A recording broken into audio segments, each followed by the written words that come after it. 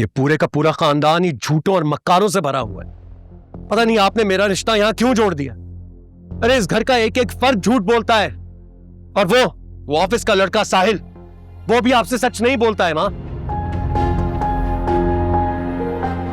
देखो आशिर बेटा, मैं सब कुछ देख चुका हूं मां, लेकिन पता नहीं आपको हकीकत नजर क्यों नहीं आ रही है। इन्होंने कौन सी पट्टी आपकी आंखों पे बांध दी है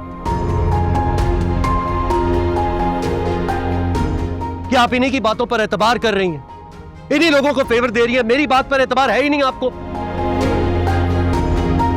तुम्हें गलत फहमी हुई है आशिर, ये लोग ऐसे नहीं है, किसी ने तुम्हारे कान भरे। कान तो ये लोग आपके भर रहे हैं मां।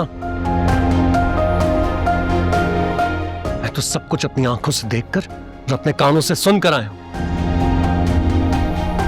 पूछिए इससे जो कुछ मैं कह रहा हूं वो सच है या नहीं। आपको काशान ने सब कुछ गलत बताया है। क्या गलत बताया उसने मुझे? क्या ये गलत है कि हादिया काशान से मोहब्बत करती थी?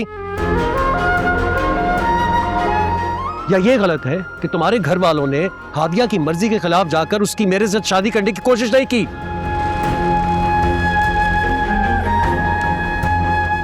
बोलो क्या गलत कह रहा हूं मैं? क्या मैं शादी से पहले तुम्हारे घर नहीं गया था? क्या तुमने मेरी मुलाकात हादिया से नहीं करवाई थी? जी करवाई थी। तो वो सब झूठ बोल रहे थे, कम से कम तुम तो सच बोल देती ना। लेकिन तुम्हारे खानदान में शायद सच बोलने का रिवाज है ही नहीं, इसलिए तुमने भी वही किया, झूठ बोला मुझसे। मेरी मां तुम्हारी तारीफें करते करते थकती नहीं थी। अरे कम से कम इसी बात का भरम रख लिया होता। ऐसा कुछ भी नहीं है, आपको काशान सब गलत बता। बस अब एक लफ्ज भी और मत बोलना। नफरत है मुझे झूठ से और झूठ बोलने वालों से।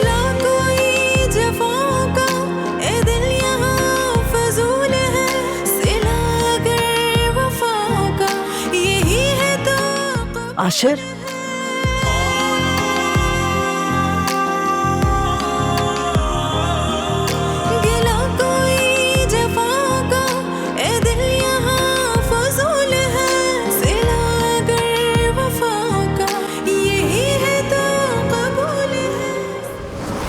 मेरी इजाजत के बगैर मेरे घर आ गए।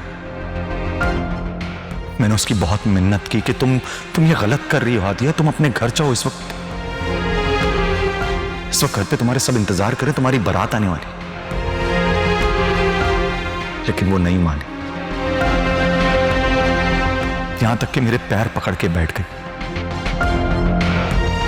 कहने लगी मैं अपनी जान ले लूंगी लेकिन यहां से नहीं जाऊंगी, मैं तुम्हारे सिवा किसी और की नहीं हो सकती। अब आप खुद बताइए इस सब में मैं क्या करता हूं?